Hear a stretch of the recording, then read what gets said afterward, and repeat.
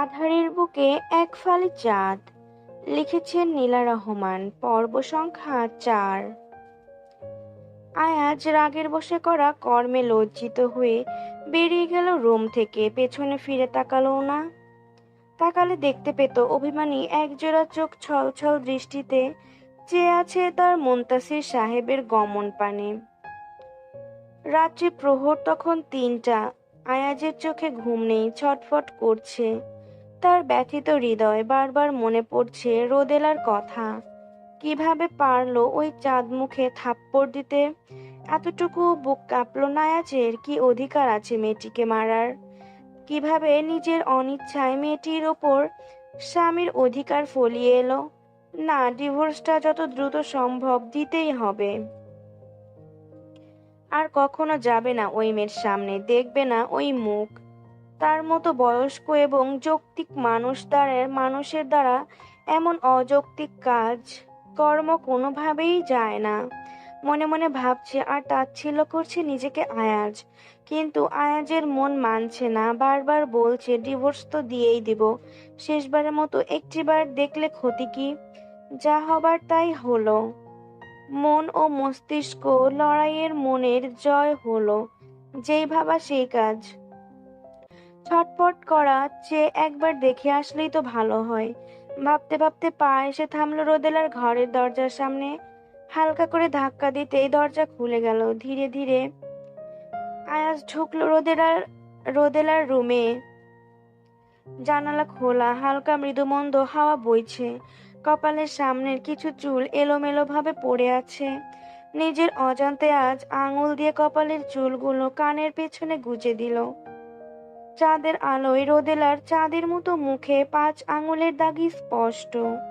হৃদয়টা দুমড়ে মুচড়ে উঠল আয়াজের। হাঁটু গেড়ে বসলো রোদেলার মুখের সামনে। অপলক চেয়ে রইল রোদেলার মুখের দিকে না জানি কতক্ষণ। ধীরে ধীরে হাতের আঙুল দিয়ে রোদেলার গালে স্লাইড করতে লাগলো। কিছু একটা মনে করে উঠে দাঁড়ালো। মিনিট দুয়েক পর ফার্স্ট এইড বক্স থেকে একটি মলম বের করে রোদেলার গালে হালকা আঙুল দিয়ে মলম লাগিয়ে দিতে থাকলো। রোদেলা একটু নড়ে চড়ে উঠল, কিন্তু দীর্ঘক্ষণ কান্না করতে করতে ঘুমানোর কারণে ঘুম আর ভাঙল না। আয়াজ ঘোর লাগা দৃষ্টিতে তাকিয়ে আছে মেয়েটির পানে। কি আছে এই মেয়ের মাঝে? কেন ওর সাথে এমন হচ্ছে? আয়াজ তো এত চরিত্রহীন নয়, তবে কেন সারা রাত রোদেলার শিওরে শিওরে বসে ওকে এভাবে দেখছে? একটু ছুঁয়ে দিতে ইচ্ছে করছে। হঠাৎ ভাবনার মাঝে শিহাবের চেহারাটা ভেসে উঠল। কি ভাববে শিহাব? এগুলো শুনলে কি জবাব দেবে ও প্রাণপ্রিয় বন্ধুকে? যে বন্ধু ওর নিজের সবচেয়ে দামি জিনিসটি আমানত হিসেবে গচ্ছিত রাখলো আয়াজের কাছে, সেই বন্ধুই তার আমানতের খেয়ানত করে ফেলল। মেয়েটি না হয় অবুঝ, কিন্তু আয়াজ তো প্রাপ্তবয়স্ক একজন পুরুষ। ও কিভাবে মাত্র ১৫-১৬ বছরের একটি মেয়েকে নারী হিসেবে ভাবতে পারে? আর ভাবতে পারছে না আয়াজ। হঠাৎ এসব ভাবনার মাঝে রোদেলা ফুপিয়ে কেঁদে উঠল। আয়াজ বুঝতে পারলো মেয়েটি ঘুমের ঘোরে সবকিছু করছে, কিন্তু আয়াজ তো ঘুমের মধ্যে নেই, সজ্ঞানে সব করছে। এই ভেবে যেই হাত ছড়াতে যাবে অমনি রোদেলা বলে উঠল, মুনতাসির সাহেব, আপনি আমাকে একটুও ভালোবাসেন না। ঘুমের ঘোরে বিড়বিড় করা কথাগুলো আয়াজ পুরোপুরি বুঝতে না পারায় আর একটু ঝুঁকে ঝুঁকে এসে রোদেলার মুখের কাছে কান নিয়ে গেল। কিছুক্ষণ থেমে রোদেলা আবারও বলতে শুরু করলো, মুনতাসির সাহেব, আমাকে ভালোবাসেন না কেন? শারিনের জন্য মুনতাসির সাহেব আপনি আমাকে মারলেন? আপনি অনেক নিষ্ঠুর, পচা মুনতাসির সাহেব, খুব পচা। আপনার সাথে কোনো কথা নেই আমার। আয়াজের হৃদয়টা কেঁপে উঠল। এভাবে বিড়বিড় করতে করতে রোদেলা আবার ঘুমিয়ে পড়ল।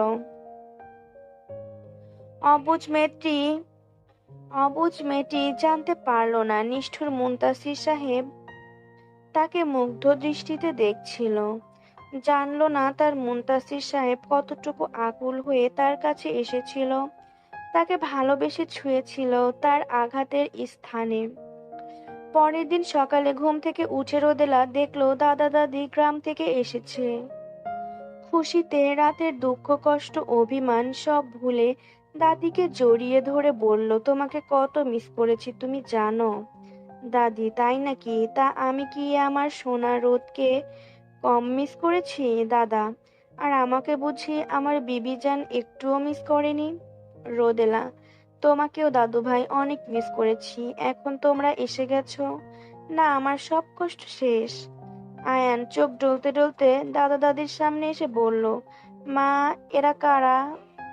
মা, এরা কারা? রোদেলা ভ্যাবাচ্যাকা খেলো। দাদা দাদির সামনে শুকনো ঢোক গিলল। দাদা দাদি একে অপরের চোখ চাওয়াচাওয়ি করে বলল, কে তোমার মা? এখানে তো আমরা আর রোদেলা ছাড়া কেউ নেই। আয়ান বুঝতে পারলো ভুল করে ফেলেছে। ঝটফট বলে ফেলল, সরি, আসলে ভুল বলে ফেলেছি, ঘুমের মধ্যে ছিলাম তো তাই। বন্ধু, এরা কি তোমার দাদা দাদি? রোদেলা বলল, হ্যাঁ, এসো পরিচয় করিয়ে দিই। দাদা ভাই, দাদু, ও হলো আয়ান, বাবাইয়ের বন্ধু আছে না মুনতাসির চৌধুরী, ওনার ছেলে। দাদি অবাক হয়ে তাকিয়ে জিজ্ঞাসা করলো, তুমি আয়ান? আমাদের ছেলে কত বড় হয়ে গেছে। সেই ছোট্টটি দেখেছিলাম ইতালি যাওয়ার আগে, তাই তো চেহারা তো কত মিল, কিভাবে চিনলাম না তোমাকে। আয়াজ কোথায় দাদু ভাই? আয়ান বলল, বাবা অফিসে গেছে, সকালে একটি মিটিং আছে, দুপুরে চলে আসবে। দাদা, ওহ, তাহলে দাদা ভাই তোমরা ফ্রেশ হয়ে খেতে এসো, আজ আমরা একসাথে খাবো কেমন? দুপুরে সবাই আজ একসাথে খেতে বসলো। শিহাব, আয়াজ সহ রোদেলা, আয়ান, দাদা দাদি। পুরো টেবিলটা আজ ভরা লাগছে। এতদিনে যা খালি খালি ছিল, দুপুরে একটু আগে এসে ফ্রেশ হয়ে খেতে বসলো শিহাব ও আয়াজ। এদিকে শিহাবের বাবা আমির শিকদার আয়াজের সাথে কিছু কথাবার্তা বলছিল। ঠিক সে সময় শিহাবের মা বলল, তা আয়াজ, বিয়ে শাদির কথা কিছু ভাবলে? আর কতদিন এভাবে একা একা থাকবে শুনি? মুহূর্তে আয়াজের খাওয়া বন্ধ হয়ে গেল। কি মনে করে চট করে তাকালো রোদেলার পানি, কিন্তু রোদেলা আজ অদ্ভুতভাবে শান্ত, যেন কিছুই শুনেনি। এমনকি আজ আয়াজের দিকে চোখ তুলে তাকায়নি পর্যন্ত। আয়াজ আর চোখে একবার রোদেলাকে দেখলো। রাতের কথা চিন্তা করে আয়াজের হৃদয় ভেঙে হাহাকার বের হলো। দীর্ঘ শ্বাস। মাথা নিচু করে আয়াজ উত্তর দিল, আসলে আন্টি, এখন আর এমন কোনো ইচ্ছা নেই। বেশ তো আমি আয়ান আর বেশ তো আছি আমি আর আয়ান, তাই না? তাই না আয়ান? জানতে চাইলো আয়াজ। আয়ান জবাবে মুচকি হাসলো এবং চোখ তুলে তাকালো রোদেলার দিকে। রোদেলার দিকে তাকিয়ে ভাবলো, রোদেলা আজ এত শান্ত কেন? নিজের হাতে কিন্তু ধীরে ধীরে খাচ্ছে রোদেলা। নতুন আর কাউকে লাগবে না, যে আছে তাকেই লাগবে। রোদেলার দিকে তাকিয়ে জবাব দিল আয়ান। আয়াজ পুরো ব্যাপারটা বুঝতে পারলো। আয়াজ পুরো ব্যাপারটা বুঝতে পারলো। আয়াজ রোদেলাকে উদ্দেশ্য করে কথাটি বলেছে, তা আয়াজ খুব ভালো করে বুঝতে পেরেছে। তবুও হেসে জবাব দিল, আমার ছেলের আর কাউকে লাগবে না, আমি হলে চলবে, দেখলেন আন্টি? আয়াজের মুখে এই কথাগুলো শুনে রোদেলার মনে এক অদ্ভুত বেদনা সৃষ্টি হলো। মনে হলো মানুষটা খুব নিষ্ঠুর, একদম ভালো না, কখনো আর কথা বলবে না এই লোকের সাথে। থাকুক সে তার মতো। কি মনে করে নিজেকে? এক তো আমার গায়ে হাত তুলেছে, আবার সরিও বলেনি। সেই মুহূর্তে শিহাব বলে উঠল, থাক না মা, ওকে ওর মতো চলতে দাও। আর আয়াজ, তুইও ভেবে দেখ, তোর যা ইচ্ছা তাই কর, তবে ভেবেচিন্তে সিদ্ধান্ত নিস। এর মধ্যে শিহাবের মা বলে উঠল, তুই তুই বা কাকে বলছিস? ফারিয়ার মৃত্যুর পর তো কত করে বললাম তোকে রোদের জন্য হলেও আবার বিয়ে করতে, সংসার কর। কতকাল একা থাকবি? তোর সেই একই কথা। সৎমা আর রোদেলাকে আদর করবে না। কথাগুলো বলেই একটু দম নিলে শিহাবের মা আবার বললেন, দেখ, জীবনটা অনেক বড়, এভাবে একা একা চলা যায় না। বৃদ্ধ বয়সের জন্য হলেও একটা সঙ্গী দরকার। সব সৎমা তো খারাপ হয় না, পরিচিতর মধ্যে এমন কাউকে খুঁজতাম যে রোদেলাকে মায়ের ভালোবাসা দিয়ে আগলে রাখতো, আমার সোনার সংসারটাকে আগলে রাখতো। তা না, তুই বুঝলি না। একটা সন্তানের জন্য শুধু বাবাই যথেষ্ট নয়, বাবা মা দুজনেরই ভালোবাসা সমানভাবে লাগে। দেখো আয়াজ, আমি বলি কি, আয়ান ছোট, তুমি থাকো ব্যবসার কাজে ব্যস্ত। আয়ানের মা প্রয়োজন, মায়ের ভালোবাসা প্রয়োজন। আয়ানকে তুমি ঠিক কতখানি সময় দিতে পারো? বুকে হাত দিয়ে বলতে পারবে? ওর স্কুলে ওর সাথে যেতে পারো? প্যারেন্টস ডেতে ওর সাথে যেতে পারো? ওর যে কোনো বায়না তুমি সব সময় মেটাতে পারো? সারাদিন ছেলেটা বাসায় একা একা থাকে, কখনো ভেবে দেখেছো সব কাজ আয়ান একা একা করে, ওর কাছে কেমন লাগে? আমার এক পরিচিত পাত্রী আছে, বয়স 32 থেকে 33 হবে, ডিভোর্সি, কারণ মা হতে পারবে না, তাই ওর প্রথম সংসারটা টেকেনি। দ্বিতীয়বার যদি তোমার সাথে বিয়ে হয়, ও মন দিয়ে সংসারটা আগলে রাখবে, আর আয়ানকেও নিজের সন্তানের মতো আগলে রাখতো। তুমি বললে আমি কথা বলে দেখতে পারি আয়াজ। এক সময় আয়ান বড় হবে, ওর ক্যারিয়ার, সংসার হবে, ও তো ব্যস্ত হয়ে যাবে, যেমনটা তুমি ব্যস্ত। তুমি পড়ে থাকবে একা, কথা বলার, সঙ্গ দেওয়ার কেউ থাকবে না। একটি ভুলে তো আর জীবন থেমে থাকতে পারে না, তাই না? আর শিহাবকেও তো বলি, আমরাই বা কয়দিন বেঁচে আছি বল? রোদেলার বিয়ে হবে, পরের ঘরে চলে যাবে, আর তোর কি হবে ভেবেছিস কখনো? আমার তো আমার সন্তানের একাকিত্বের কথা ভাবলেই মন খারাপ হয়ে যায়। একবার আমাদের জায়গায় তুই নিজেকে দাঁড় করিয়ে দেখ।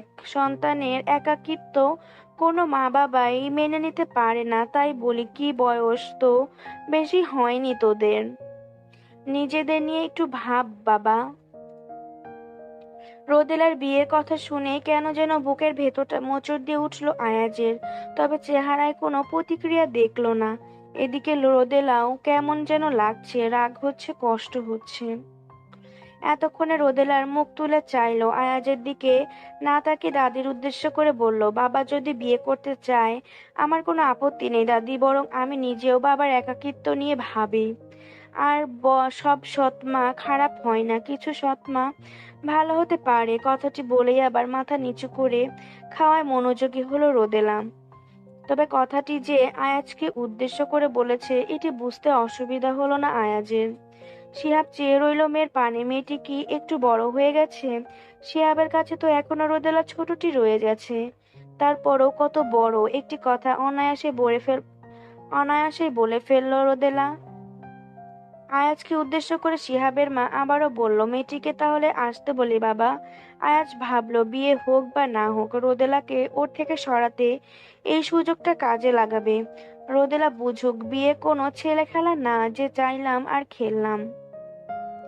বিয়ে সংসার একটা জার্নি, যা অসম বয়সে দুটি মানুষের জন্য কতটা কষ্টকর তা ওকে বুঝতে হবে। শুধু ধর্মীয় স্বীকৃতি থাকলে আমরা যা চাই তা করতে পারি না। আমরা একটা সমাজে বাস করি, সামাজিক নিয়ম কানুন অত আমাদের মানতে হবে?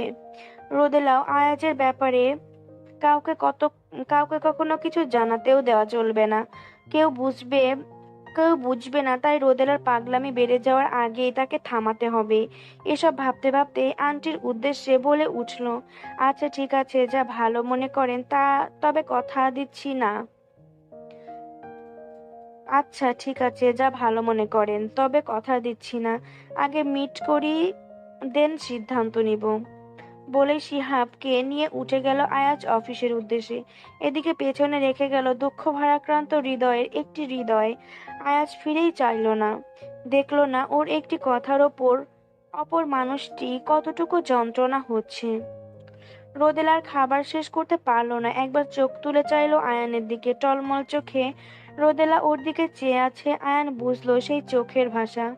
রোদেলার মনের ভেতর ঝড় বয়ে যাচ্ছে। কি করে পারলো লোকটা ওর অভিমান না ভাঙিয়ে অভিমানের পাল্লা আরো ভারী করে দিতে? গাড়ি চালাচ্ছে আয়াজ। শিহাব বলল, ও ভালো কথা, শিপ্রা আসবে আজ, তিনজন অফিসে আড্ডা দিব আজকে। অনেকদিন শুধু তিনজনে একসাথে বসে আড্ডা দেই না। কিছুক্ষণ চুপ থেকে আয়াজ বলে উঠল, শিপ্রা কেন আজও বিয়ে করেনি তা নিশ্চয় জানিস শিহাব। শিহাব: জানি, কিন্তু এখন ওসব নিয়ে আর ভাবি না, সম্ভব না। দেখ রোদেলা, মেয়ে মানুষ, আমাদের সমাজ ব্যবস্থা তো জানিস। ঘরে সৎমা থাকলে সেই সৎমা যতই আদর করুক, কোনো পরিবার সে মেয়েকে বিয়ে করতে চায় না। আর তাছাড়া শিপ্রাকে কেন কেন মানুষের কথা শুনতে হবে? ও যতই মন থেকে রোদেলাকে আদর করুক, ভালোবাসুক, মানুষ দুটো কথা শোনাতে ছাড়বে না। আর আমি চাই না আমার মেয়ে ঘরে সৎমা থাকার কারণে শ্বশুর বাড়িতে বা সমাজে অবহেলার শিকার হোক। সেটা আমি সহ্য করতে পারবো না রে, তাই এসব নিয়ে আর ভাবতে চাই না। শিপ্রার অনুভূতিকে আমি সম্মান করি, কিন্তু ওর অনুভূতিকে প্রাধান্য দেওয়া যে আমার পক্ষে এখন সম্ভব নয়।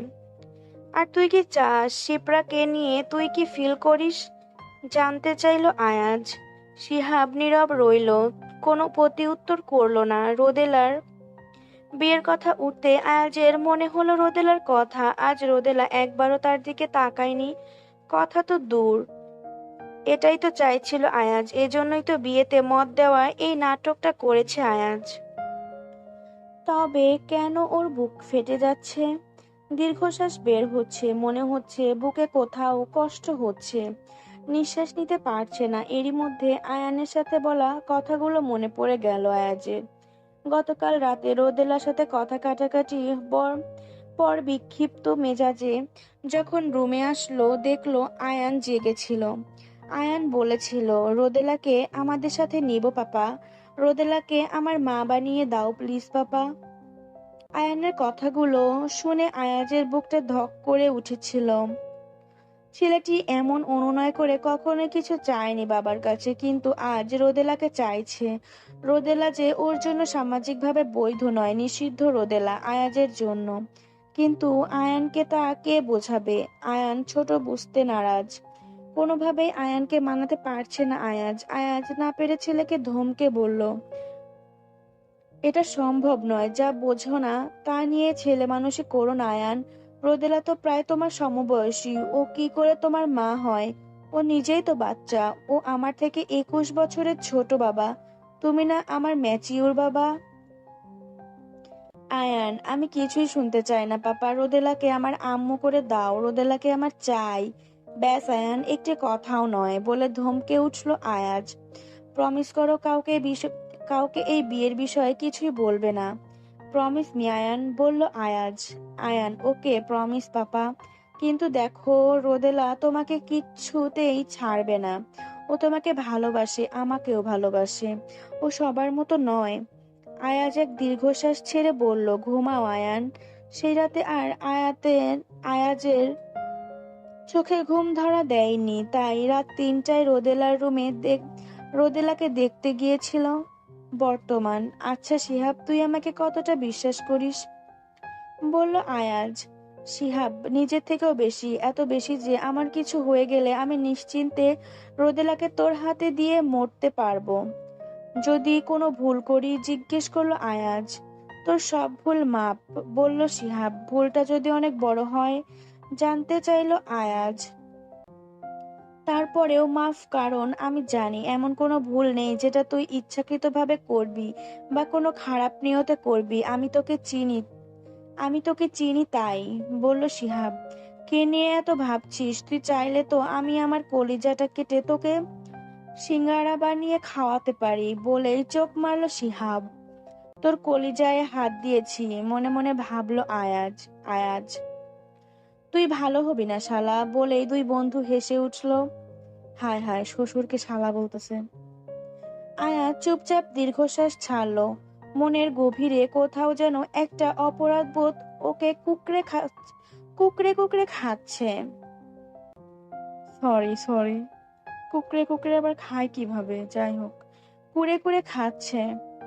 শিহাবের দিকে তাকিয়ে আর কোনো কথা বলতে পারলো না আয়াজ। ভাবছে, যাকে এত বিশ্বাস করে ভরসা করে, ওর জীবনের সব থেকে মূল্যবান জিনিসটি গচ্ছিত রাখতে পারবে শিহাব, সেই ব্যক্তি ওর সাথে সব থেকে বড় বিশ্বাসঘাতকতা করেছে। কেমন লাগবে শিহাবের? কেমন হবে ওর প্রতিক্রিয়া যখন ও প্রথমে এই ব্যাপারটি জানবে? আর ভাবতে পারছে না আয়াজ। যদিও আয়াজ নিজের ইচ্ছায় কিছু করেনি, বিয়েটা ছিল সম্পূর্ণ কাকতালীয় এবং অ্যাক্সিডেন্টাল, কিন্তু আয়াজের মনের ভেতরে যা চলছে সেটা তো অ্যাক্সিডেন্টাল বা কাকতালীয় নয়। কেন মনের মধ্যে বারবার নিষিদ্ধ অনুভূতিগুলো উকি মারছে? কেন বারবার রোদেলার চেহারা ভেসে ভেসে ওঠে ওর চোখে? সেই নিষিদ্ধ স্পর্শের কথা ভাবলে কেন বারবার শিহরিত হয় ওর দেহ মন? ভাবতে ভাবতে অফিসের সামনে চলে আসলো ওরা দুজন। পাশাপাশি বসে আছে মুনতাসির ও রোদেলা, একজন আরেকজনের দিকে তাকিয়ে আছে। মুনতাসির রোদেলার দিকে তাকিয়ে মিটিমিটি হাসছে, রোদেলাও যেন চোখে চোখে হাসছে। মুনতাসির ভ্রু নাচিয়ে রোদেলাকে জিজ্ঞাসা করলো, কি? রোদেলা উত্তর করতে পারলো না, না মুচকি হেসে মাথা নিচু করে ফেললো। মুনতাসির আলতো হাতে রোদেলার এক হাত ধরলো, নরম তুলতুলে হাতটা যেন কাশফুলের নরম ছোঁয়া। রোদেলা কেমন কাঁচুমাচু করছে, শরীর কেমন কেঁপে কেঁপে উঠছে মুনতাসিরের একটু ছোঁয়ায়। মুনতাসির, আমি তোমাকে অনেক ভালোবাসি রোদ, গোপনে মনের গভীরে তোমাকে আমি অনেক ভালোবাসি। রোদেলা, তাহলে দাদিকে বললেন কেন আপনি বিয়ে করতে রাজি?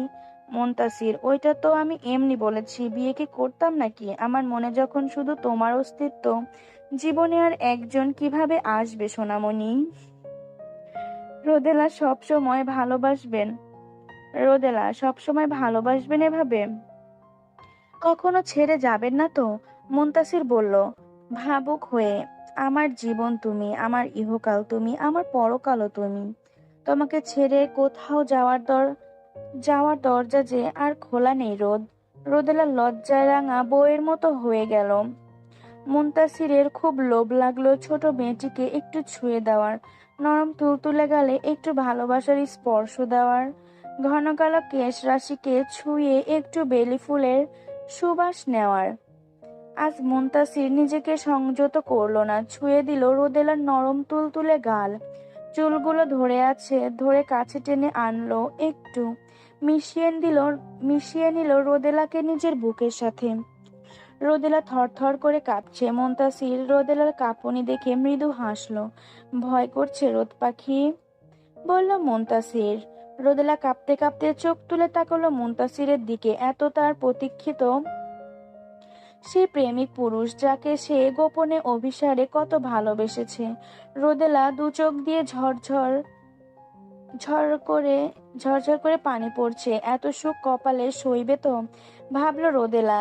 পেয়ে গেছি আমি মুনতাসির সাহেবকে, পেয়ে গেছি, ভাবলো রোদেলা। মুনতাসির যেন রোদেলার মনে দ্বিধাগুলো বুঝতে পারলো। রোদেলাকে আর সময় না দিয়ে হ্যাচকা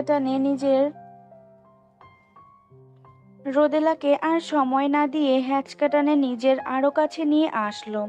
ততটাই কাছে, ঠিক যতটা কাছে আসলে তাদের একজন আরেকজনের হৃদস্পন্দন শুনতে পায়। মুনতাসির আলতো হাতে রোদেলার চিবুক ধরে মুখটা ওপরে তুললো, মুচকি হেসে গভীর নয়নে রোদেলাকে পর্যবেক্ষণ করলো। হঠাৎ রোদেলা কিছু বুঝে ওঠার আগেই রোদেলা গোলাপের পাপড়ির ন্যায় ঠোঁটের সাথে মিলিয়ে দিল মুনতাসিরের ঠোঁট। রোদেলা পৃথিবীর থমকে গেল, হৃদয়ের স্পন্দন বন্ধ হয়ে গেল। কি? রোদেলা কিছু বুঝতে পারছে না, চোখ দুটো বন্ধ করে ফেললো। এমন কেন লাগছে? কোথাও যেন এক ব্যথা অনুভব করছে রোদেলা। এই হয় বুঝি ভালোবাসার মানুষের প্রথম স্পর্শ? দীর্ঘ সময় পার হয়ে যাওয়ার পর যখন মুনতাসির রোদেলাকে ছাড়ছে না, তখন রোদেলা নিঃশ্বাস বন্ধ হয়ে যেতে লাগলো। মুনতাসিরের থেকে ছোটার জন্য রোদেলা মুনতাসিরের বুকের ভেতর থেকে ছটফট শুরু করলো। দীর্ঘ সময় পার হয়ে যাওয়ার পর মুনতাসির রোদেলার ঠোঁট ছেড়ে হাতে আঙুল দিয়ে নিজের ঠোঁট মুছতে মুছতে রোদেলার দিকে তাকালো। তাকিয়ে বলল, এত নড়াচড়া করছো কেন? খেয়ে ফেলবো নাকি তোমায়? খেয়েই তো ফেলছিলেন, হাঁপাতে হাঁপাতে বলল রোদেলা। মুনতাসিরের দুষ্টু বুদ্ধি খেললো মাথায়, জিজ্ঞাসা করলো, এভাবে খায়? বোকা রোদেলা কিছু না বুঝে উত্তর করলো, কিভাবে খায় তাহলে? মুনতাসির দাঁতে দাঁত চেপে কিছুক্ষণ ভেবে ঠুস করে রোদেলার ঠোঁটে একটা কামড় মেরে বলল। রোদেলা আ করে চিৎকার দিয়ে মুনতাসিরকে ধাক্কা দিয়ে সরিয়ে দিল। রোদেলা চোখ খুলতেই কোমরে ব্যথা অনুভব করলো। চোখে আশেপাশে বুলিয়ে দেখলো নিচে পড়ে আছে সে, এবং কোলবালিশটাও নিচে পড়ে আছে। বুঝতে পারলো এতক্ষণ ঘুমিয়ে ঘুমিয়ে স্বপ্ন দেখছিল। লজ্জায় নিজের গালে নিজেই ঠাস করে একটা থাপ্পড় মারলো। ছি, কিভাবে এত নোংরা একটা স্বপ্ন দেখলো, তাও এই ফাজিল লোকটাকে নিয়ে, যে নাকি বউ রেখে আরেকটা বিয়ে করার জন্য রাজি হয়ে গেছে। মনে মনে নিজের উত্তম মাধ্যম দিল রোদেলা। এত খারাপ চিন্তা ভাবনা ওর মাথায় কি করে এলো! ছি ছি ছি, লজ্জায় মুখ দেখাতে পারছে না নিজেকে নিজেই। দুপুরের খাওয়ার পর একটু ভাত ঘুম দিয়েছিল রোদেলা। গতকাল রাত রাত জেগে কান্না করার কারণে ঘুম পুরোপুরি হয়নি, তাই দুপুরে খাওয়ার পর একটু ঘুম ধরছিল। ঘুমোতে যাওয়ার আগেও মন খারাপ ছিল রোদেলার। কান্না করছিল মেয়েটা। কিভাবে পারলো তার মুনতাসির সাহেব বিয়ের জন্য রাজি হয়ে যেতে! একবারও ভাবলো না রোদেলার কথা। এসব ভাবতে ভাবতে রোদেলার কখন যে ঘুম পেয়ে গিয়েছিল নিজেও বলতে পারে না। মুনতাসির সাহেব যদি জানতে পারে তাকে নিয়ে এমন একটা স্বপ্ন দেখেছে রোদেলা, কিভাবে যাবে ওই লোকটার সামনে? লোকটা তাকে কত নির্লজ্জই না ভাববে।